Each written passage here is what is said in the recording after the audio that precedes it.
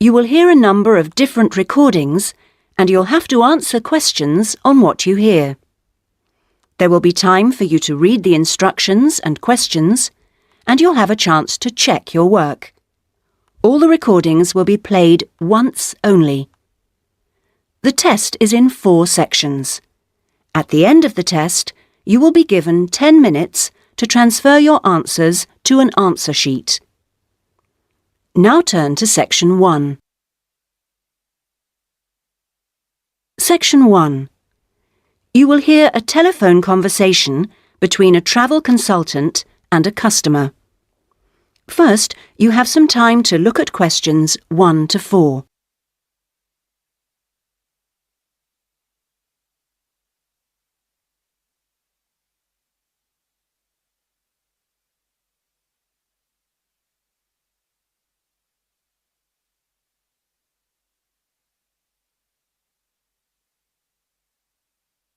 You will see that there is an example which has been done for you. On this occasion only, the conversation relating to this will be played first. Good afternoon, Dreamtime Travel. How can I help you? Oh, hello. I'm interested in the holidays you offer along the coast near here. Yes, we operate several tours up the coast. Where in particular did you want to go? Well, I like the sound of the holiday that mentioned whales. Was it whale watching? Oh, that's our whale watch experience. It's very popular and it's based in a lovely little town with nice beaches. The holiday is called Whale Watch Experience, so Whale Watch Experience has been written on the form.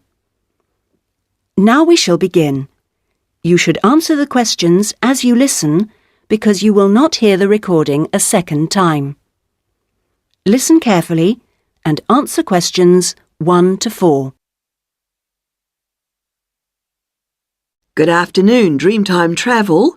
How can I help you? Oh, hello. I'm interested in the holidays you offer along the coast near here. Yes, we operate several tours up the coast. Where in particular did you want to go? Well, I like the sound of the holiday that mentioned whales. Was it whale watching? Oh, that's our whale watch experience. It's very popular and it's based in a lovely little town with nice beaches. Oh, right. And how long does it last?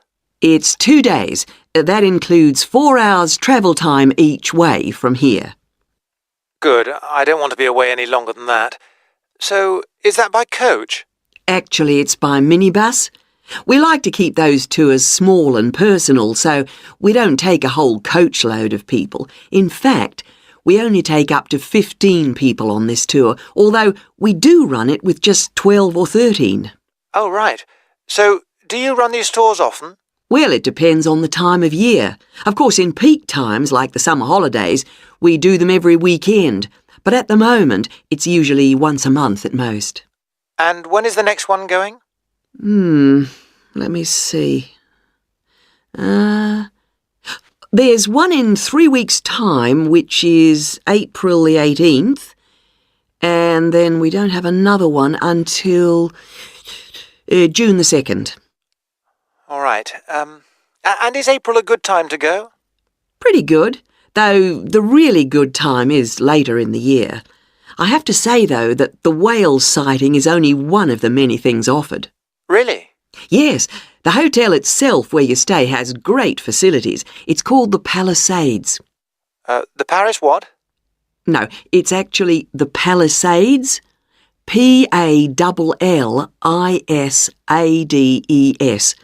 It's right on the main beach there. Oh, I see. All of the rooms have nice views and the food is really good there too. Oh, right.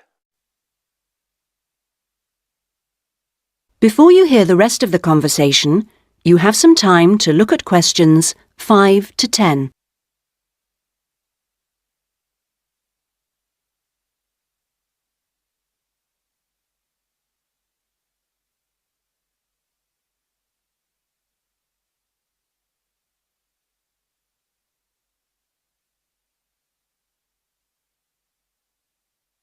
Now listen and answer questions 5 to 10. And what about the other things, that are included in the price? Oh, there are lots of things. If you don't want to do the whale watch cruise, your guide will take anyone who is interested either on a bushwalk through the national park near the hotel, and there's no extra charge for that, or on a fishing trip. That's an extra $12, I think. And there's also a reptile park in town. That costs more or less the same. No, I think I'd prefer whales to snakes. Yeah. And if you just want to relax, you're free to sit by the hotel pool or go down the beach. Oh, and they also have tennis courts at the hotel, but you have to pay for those by the hour. But there are table tennis tables downstairs, and they're part of the accommodation package. Just speak to your guide. Well, that sounds good. So how much is the basic tour price? At this time of year, it's usually around $300, but let me check. It's actually $280. And the next tour, are there any places on that one? How many people is it for? There are 2 of us. Yes, that should be fine. Can I just mention that we require all bookings to be made at least 14 days before you travel to avoid cancellations of tours? And if you cancel within 7 days of departure, you will have to pay 50% of your total booking. OK. And you also need to pay a 20% deposit at the time of booking. Can I pay that by credit card? Yes, you can. All right, what I'll do is I'll talk to my partner and get back to you. Fine. So I'll make a provisional booking, shall I? 2 for the whale watch experience. Let me issue you with a customer reference number for when you call back. Do you have a pen? Yes. OK. It's 39745T. That's T for Tango. When you call back, ask to speak to the tour manager. That's me, Tracy. Fine, I will. That is the end of section 1. You now have half a minute to check your answers.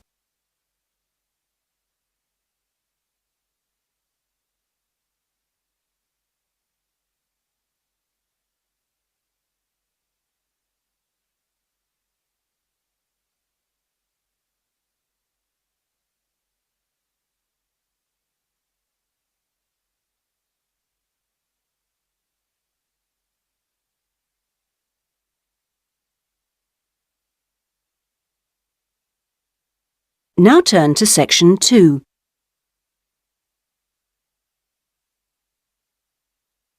Section 2. You will hear a radio programme giving parents advice about buying cots for their babies to sleep in. First, you have some time to look at questions 11 to 17.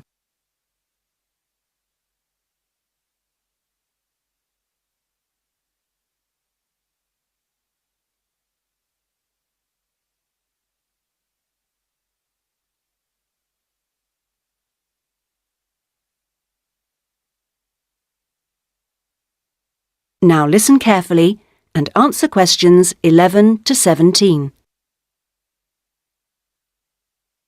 Hello and welcome to today's Buyer Beware program, where we give you some tips on how to spend your money wisely. Now, in today's show, we're looking at beds for children and babies. Let's start by looking at baby cots. That's for children of up to 3 years old.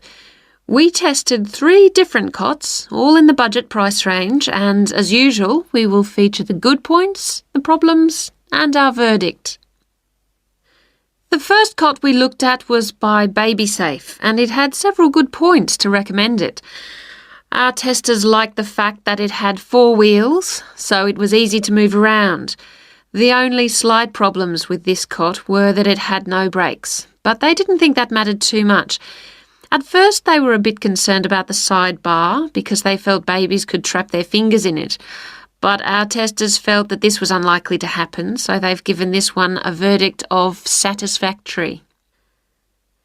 The next cot was by Choice Cots, and this time our testers were pleased to find a cot which is simple to put together, unlike others we looked at. On the minus side, our testers did not like the fact that the side of the cot did not drop down, making it difficult to pick up newborn babies. However, the real problem with this cot was the space between the bars. Our testers found they were too wide and a baby could easily trap his head. We felt this was a real safety hazard, and so we've labelled this one dangerous, I'm afraid. Before you hear the rest of the programme, you have some time to look at questions 18 to 20.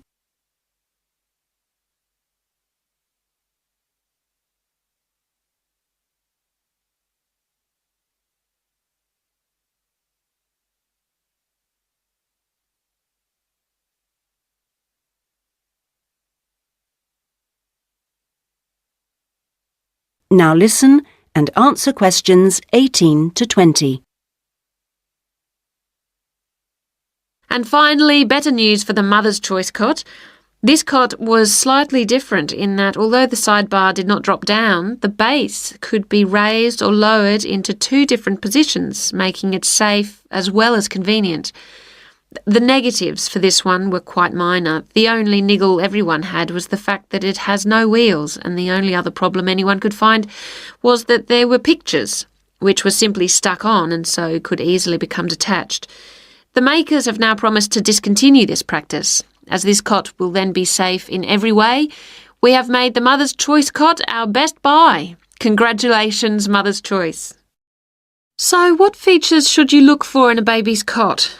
Well, obviously, safety is a very important factor, as well as comfort and convenience. We recommend that if you are buying a cot, do make sure that any metal present is not rusted or bent in any way. You should ensure your cot has only rounded or smooth edging without any sharp edges. This is especially important for wooden cots. And now, on to beds for toddlers. That is the end of section 2. You now have half a minute to check your answers.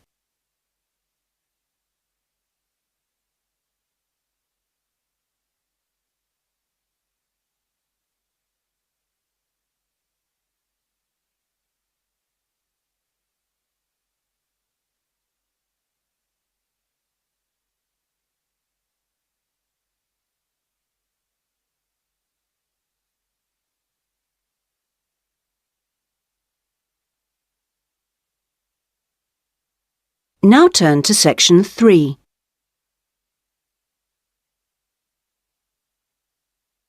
Section 3.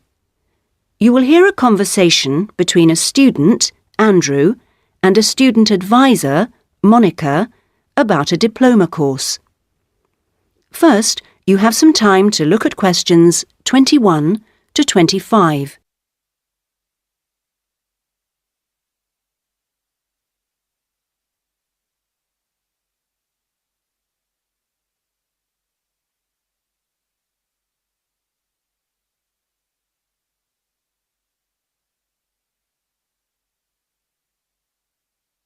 Now listen carefully and answer questions 21 to 25. Excuse me, I was told to come here for advice about management diploma courses. You've certainly come to the right place. Hi, my name is Monica. Nice to meet you. My name is Andrew Harris. So, Andrew, have you seen our diploma course prospectus yet? Yes, I've already looked at it. In fact, I thought the information on course content was really useful. But I'm afraid I'm a bit confused by all the different ways you can do the course. Full-time intensive, part-time, and so on. Well, let's see if I can help. I think each course type has its advantages and disadvantages, so it really depends on you, your own study habits, and your financial circumstances, of course. Are you working at the moment? Yes, I've been working in the administration section of the local hospital for the last 3 years. And before that, I worked in the office of a computer engineering company for 2 years. So I've got about 5 years of relevant work experience. And what I'm hoping to focus on is personnel management. I see. And are you planning to leave your current job to study, or are you thinking about just taking a year off? I want to know what my options are, really. I don't want to quit my job or anything, and my employers are keen for me to get some more qualifications, but obviously it would be better if I could do a course without taking too much time away from work. Right. So you don't really want to do the full-time course then? No, not really. It's also a question of finances. You see, my office have agreed to pay the cost of the course itself, but I would have to take unpaid leave if I want to study full-time, and well, I don't think I could afford to support myself with no salary for a whole year. OK. Well, you have two other possibilities. You could either do the part-time course, that would be over 2 years, and you wouldn't have to take any time off work, or you could do what we call a modular course. You could do that in 18 months if you wanted, or longer. It's quite flexible, and it would be up to you. So what does the part-time course involve? For that, you would join an evening class and have a lecture twice a week. Then you'd have to attend a seminar or discussion workshop 1 weekend a month. What kind of coursework would I have to do? Well, it's a mixture. You'd be expected to write an essay each month, which counts towards your final assessment. You have a case study to do by the end of the course, which might involve doing a survey or something like that. And also you need to hand in a short report every 4 weeks. So that's quite a lot of work then, on top of working every day. It sounds like a lot of studying, and really tiring. Yeah, you certainly wouldn't have much free time.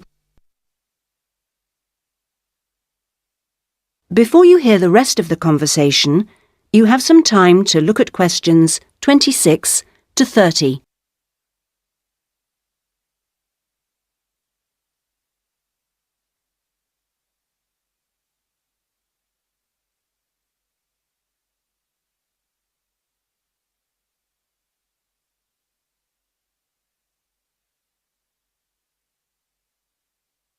Now listen and answer questions 26 to 30. What about the modular course? What would I have to do for that? Well, that's where you get the opportunity to study full-time for short periods. That way you can cover a lot of coursework and attend lectures and seminars during the day. And each module lasts for 1 term, say about 12 weeks at a time. There are obvious advantages in this.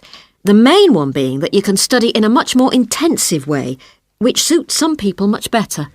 And how many of these modules would I have to do to get the diploma? The current programme is 2 modules, and then you have to choose a topic to work in more depth. But you can base that on your job, and so you don't need to be away from the office. And how long it takes is up to you. The important thing is that you don't have to study and work. You can focus on one thing at a time.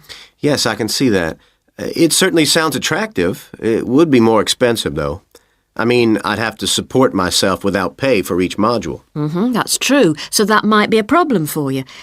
Look, why don't you talk this over with your employers and then come back? That is the end of section 3. You now have half a minute to check your answers.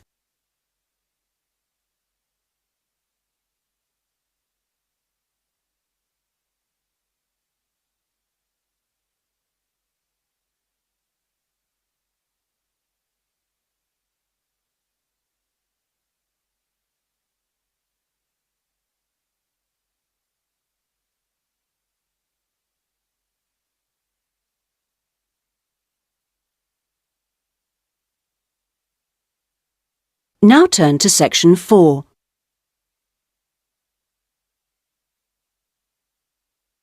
Section 4. You will hear part of a lecture given by an economist about North American women's attitude to money and saving. First, you have some time to look at questions 31 to 40.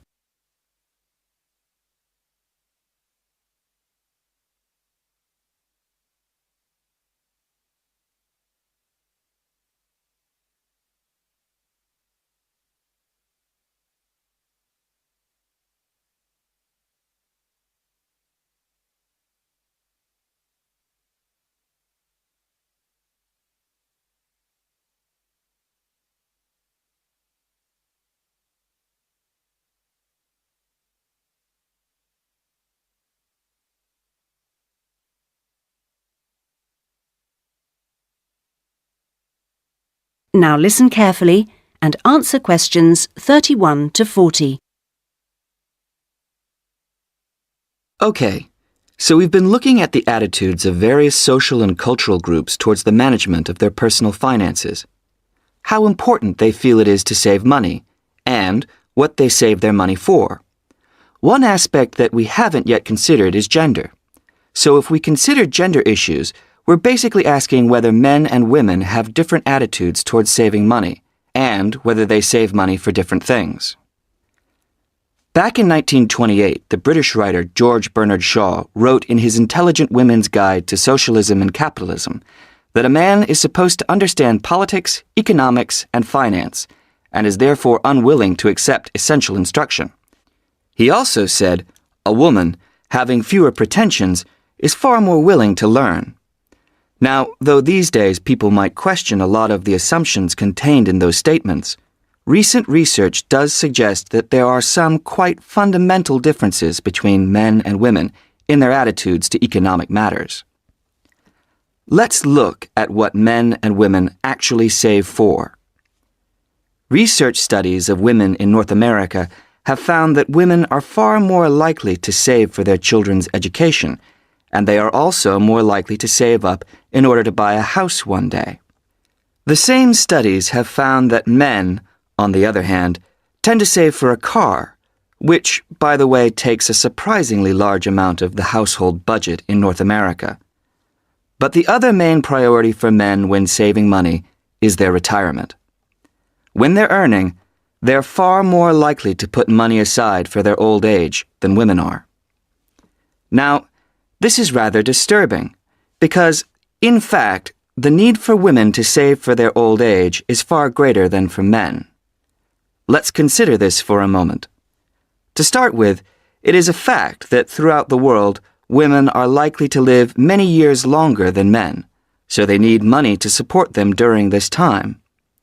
Since women are likely to be the ones left without a partner in old age, they may therefore have to pay for nursing care, because they don't have a spouse to look after them.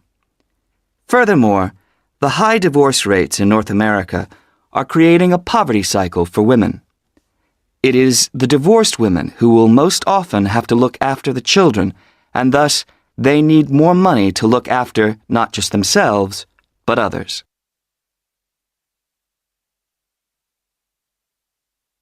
So what can be done about this situation? The population in North America is likely to contain an increasing number of elderly women. The research indicates that at present, for women, it takes a crisis to make them think about their future financial situation. But of course, this is the very worst time for anyone to make important decisions.